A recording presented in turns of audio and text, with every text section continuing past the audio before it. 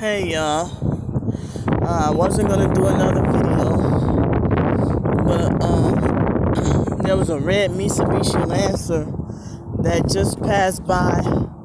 He must have been right around the corner.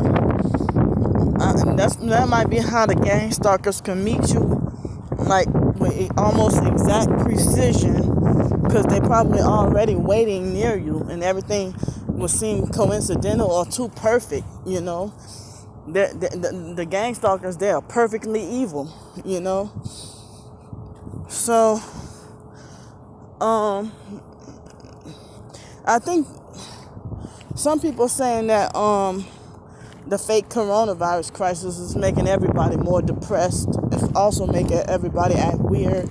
They say child abuse and domestic violence cases have gone up and everything like that, you know. So, what I wanted to say was I just tried to take a nap, could not fall asleep at all, and it had both feet vibrating, but the left foot worse than the right, you know.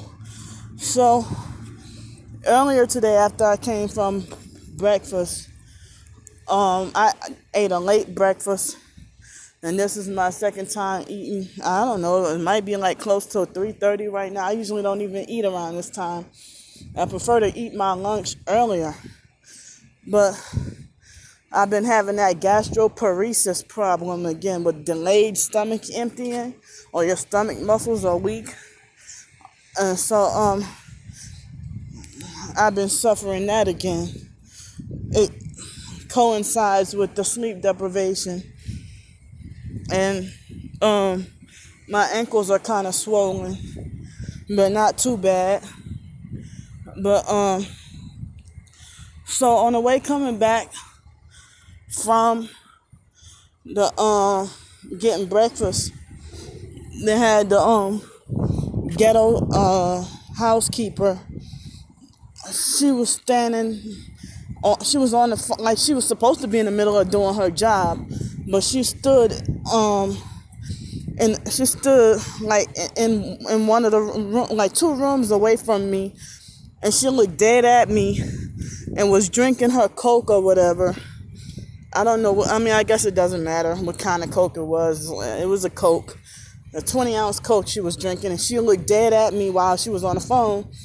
Then I walked nearby, and then she hurried up and sat in the bed. She sat on the bed in the room where she was supposed to be working on. And then it's like that over-exaggerated, forced, aggravated look or attitude, like, cause I guess she knew I was gonna approach her to ask her something, you know. So, and she was one of those young black girls, you know. And so, that's one thing, fuck thing I hate. That's one fuck thing I hate about Pensacola.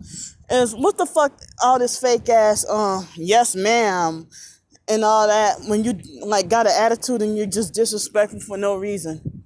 That's like the bully fat cops. No matter what city and state, they address you as ma'am, but then have an attitude and abusive and think they have authority. I mean, if you're gonna call me ma'am, you'll let me have authority over you. So, so how the hell am I gonna be ma'am and little girl at the same time? But I'm 36 years old, almost 37. So, the girl was on the phone, unimportant I don't know if it was family or friend phone call, but she was on the phone. Look at this.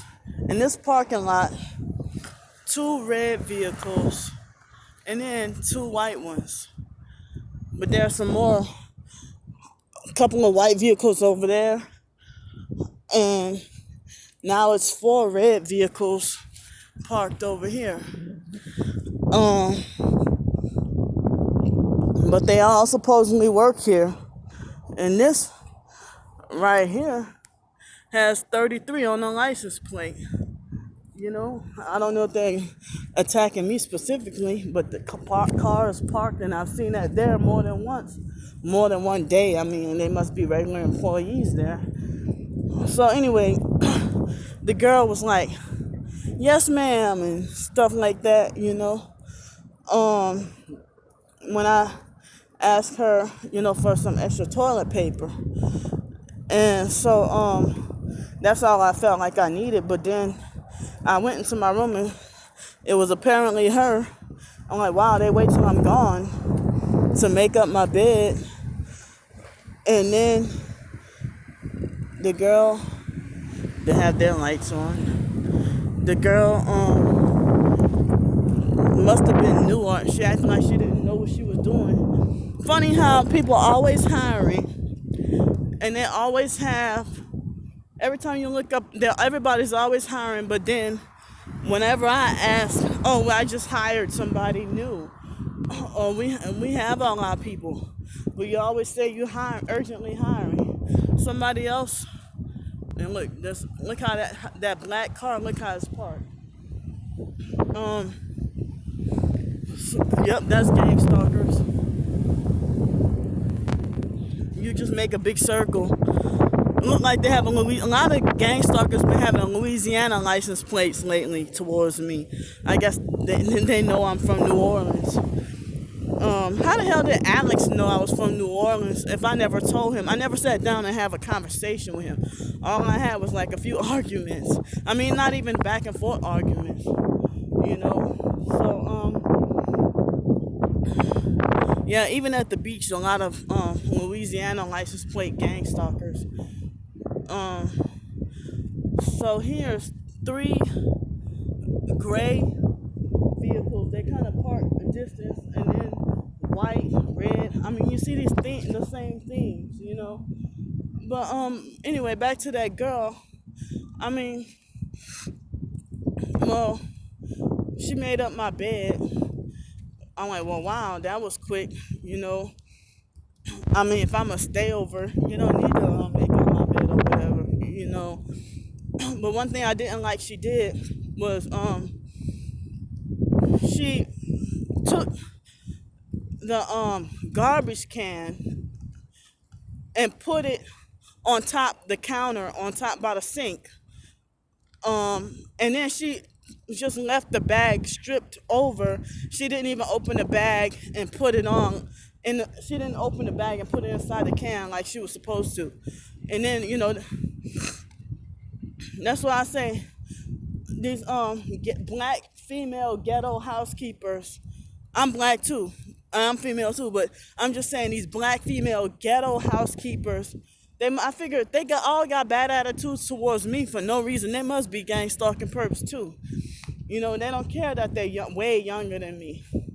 They should care, because back then, I mean, I'm 36 years old, and a narcissistic abuser would be like, "Hey, you better respect your elders." Even my own twin sister tried to forcefully order me, telling me, "You better respect your elders." When she tried to force me to call the cult leader, not the founder, but the guy but then again, the cult leader, he's dead too. So, the IDMR, Institute of Divine Metaphysical Research cult. Wow, I see a gang stalking car parked on the side. Looked like Janet's car. The former roommate. That, they parked weird.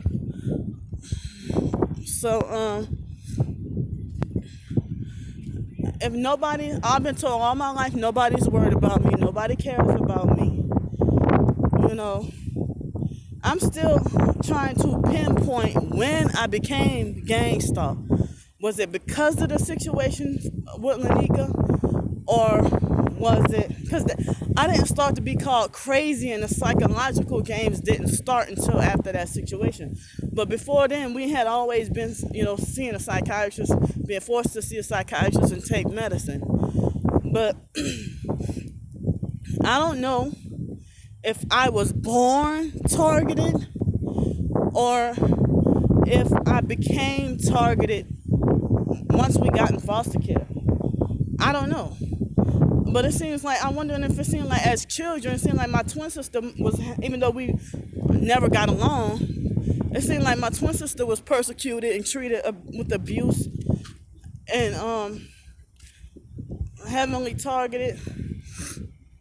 But now she's a narcissistic abuser who perps me, and now it seems like her targeting let off. But sometimes, I mean, I'm still trying to question things, and I don't know. It seems like hardly anybody's giving me any answers, really. But as I said before, I'm surprised that nobody's outraged or take any interest in somebody who was being abused in a cult, put in foster care, seeing a psychiatrist, take medicine, homeless, and targeted individual. And I forgot what else was on the list. But I got all that. But I mean, it's like the people who were, giving me supportive information, seemed like I had to cut them off because it's like they were supportive for at least a good 6 months and then flipped on me. So I don't want to be it's like very hard to, I mean, make me feel like I should just shut myself in. And then people wonder why I stay to myself or don't want to intermingle with anybody because of fear of being hurt again and then be called a fool for it, So, everybody working on the same team with the evil, and evil being worshipped and good is being condemned. Wow, they got many vehicles like crazy. 2 red ones.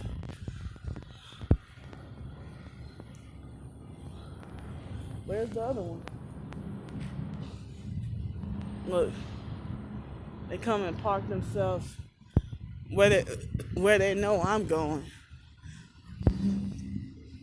It's like now I feel psychological and mental trauma. Every time I go somewhere, I feel scared to go and eat. At first everything was relaxing and okay. I mean, it's like when I would go to Moe's Southwest Grill, every Moe's, no matter what city and state, I have to deal with mean people and attitude. But I think yesterday was my first time going to Moe's and no attitude. And then I'm glad the girl hooked me up. In New Orleans, they say hook you up, meaning give you a good deal, or give you a lot of something. But like, they usually put so little bit of rice and beans on my burrito. Like, how the hell? Look, yeah, they gang stalkers, because he's sitting in his, all these people sitting by in their SUV or their car. You sitting in your car, and everybody sitting in their car, It's like, I don't need you to monitor me if we got police. If you want to be a police officer, go take the oath and then put on your uniform and go drive the squad cars. I don't need criminals trying to police me.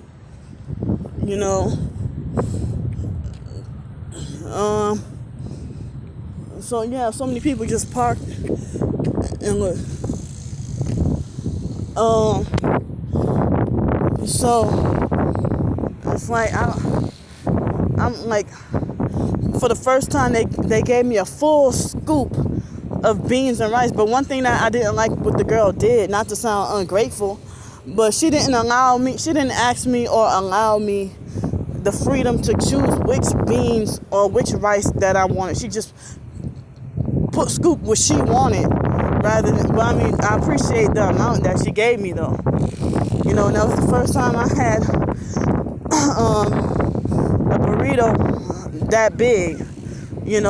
As I say, any other time people have a bad attitude and treat me like I'm not welcome at Moe's Southwest Grill, and then they, give me a small amount of, like less than half a spoonful of beans plus less than a half a spoonful of rice, and then, and then my burrito end up being small, you know. So I'm supposed to ignore being cheated out my food. Yeah, other so-called targeted individuals told me to ignore that too. But then, if I come back and show, well, look at the half a bowl of grits they gave me, and then I get called stupid for not going back and demand my money's worth by other so-called targeted individuals. That's narcissistic abusers, you know. So I'm gonna go now, and I'll see y'all. Bye bye.